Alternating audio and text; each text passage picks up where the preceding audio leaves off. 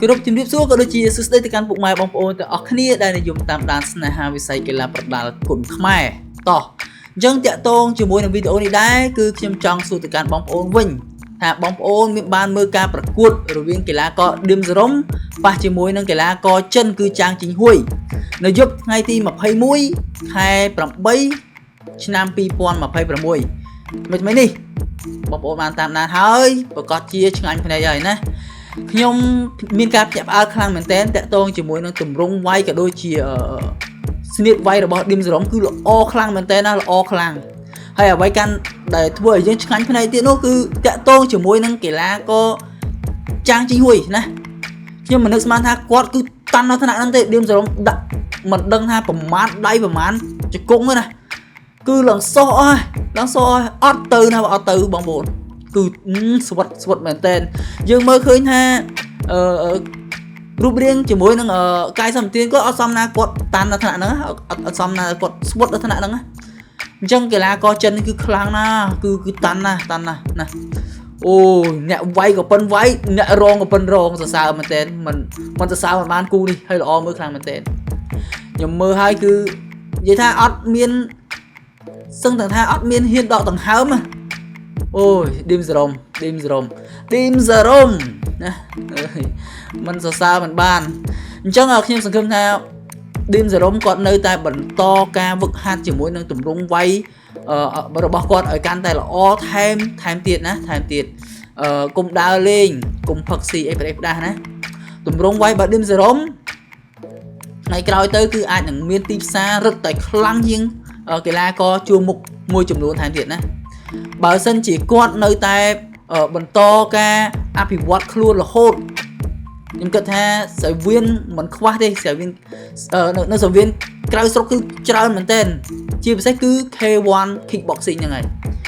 គឺនៅជប៉ុនហ្នឹងហើយគឺគេចង់បានកីឡាករដែលទម្រង់វាយល្អបែបហ្នឹងណាទោះបីយើងជាកីឡាករគុនខ្មែរក៏ពិតមែនខ្ញុំដឹងថាពេលដែលនិយាយទៅបងប្អូនថាហេតុអីក៏យើងចាំបាច់ក្តោបយក kickboxing អីដោយសារយើងហាត់គុនខ្មែរតែយើងត្រូវគិតថាទោះបីយើងហាត់kickboxing ទៅវាយនៅប្រទេសគេក៏ដោយនៅពេលដែលយើងលើកទង់ជាតិគឺទង់ជាតិរបស់យើងគឺទង់ជាតិកម្ពុជាណាបងប្អូនទង់ជាតិកម្ពុជាដើម្បីឲ្យពួកសៀមមួយចំនួនគឺកុំឲ្យវាបានចិត្តថាមានតែវាពេកមានតែពួកមួយថៃពេកណាអញ្ចឹងគុនខ្មែរក៏អាចឈានទៅដល់កម្រិតពិភពលោកបានដែរណាគឺជាអ្វីដែលខ្ញុំចង់និយាយអញ្ចឹងសង្ឃឹមថាបងអូននៅតែបន្តអភិវឌ្ឍខ្លួនឯងឲ្យកាន់តែល្អថែមទៀតណាមិនខ្វះទេសង្វៀនក្រៅស្រុកទោះបីក្នុងស្រុកក៏មិនខ្វះក្រៅស្រុកក៏មិនខ្វះដែរហើយបើសិនជាបងអូននៅតែបន្តការអភិវឌ្ឍទៀតសឹងថាក្នុងស្រុកអាចនឹងអត់មានគូវាយទេគឺប្រហែលជាវាយនៅក្រៅស្រុកសុទ្ធតែម្ដងណាអញ្ចឹងចំពោះវីដេអូនេះគឺអត់មានអីច្រើនទេណាគាត់តែយើងគិតថាឌឹមសរ៉ុមគឺមិនដឹងថាគាត់ល្អដល់ថ្នាក់ហ្នឹងណាមកប្រកួតនេះកាន់តែឃើញទម្រង់ល្អរបស់គាត់ថែមទៀតបើពីមុនមកយើងមើលថាទម្រង់របស់គាត់គឺនៅស្ទើរប៉ុន្តែដល់ពេលបច្ចុប្បន្នមកប្រកួតនេះគឺធ្វើឲ្យយើងមានការភ្ញាក់ផ្អើលមិនថាតែខ្ញុំទេសូម្បីតែទស្សនិកជនក៏គាត់ភ្ញាក់ផ្អើលដែរណាហើយអ្វីដែលពិសេសគឺចាងជីងហួយគឺគាត់ចាញ់នេះគឺគាត់អស់ចិត្តព្រោះថាអ្វីដែលសំខាន់បើសិនជាអាចជួបគ្នាទៀតគឺគាត់នៅតែចង់ជួបចឹងប៉ុន្តែអ្វីដែលគាត់ចាញ់គឺគាត់យើងមើលទឹកមុខគាត់ជាមួយនឹងទឹកចិត្តរបស់គាត់គឺគាត់ទទួលចាញ់ដោយអស់ពីចិត្តណាទទួលចាញ់ដោយអស់ពីចិត្តដោយទម្រង់វាយរបស់គាត់គឺគាត់ប្រៀបអត់ដល់ឌឹមសរ៉ុមមែនហើយបើសិនជាជួបគ្នាម្ដងទៀតក៏គាត់នៅតែប្រកួតដែរប៉ុន្តែអាចនឹងគាត់កែប្រែវិធីសាស្ត្រឬក៏ក្បាច់របស់គាត់ចឹងណាអញ្ចឹង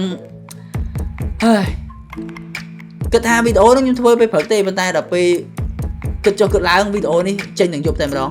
ម៉ោងឥឡូវគឺម៉ោង 4:26 ណាទីភ្លឺអញ្ចឹងសម្រាប់វីដេអូនេះគឺមានត្រឹមតែប៉ុណ្្នឹងទេហើយក៏សូមជូនពរនឹងអបអរសាទរទៅកាន់ឌឹមសរ៉ុមក្នុងការយកឈ្នះទៅលើចាងជីងហួយណាក្នុងវិញ្ញាសា kickboxing អញ្ចឹងជាចុងក្រោយអត់មានអីច្រើនទេអរគុណទៅកាន់ពុកម៉ែបងប្អូនទាំងអស់គ្នាហើយកុំភ្លេចជួយចុច Subscribe Channel YouTube ខ្ញុំម្នាក់មួយផងដើម្បីទទួលបានព័ត៌មានក៏ដូចជាវីដេអូវិភាគកីឡាផ្សេងទៀតនៅពេលក្រោយៗអរគុណសូមជម្រាបលា ។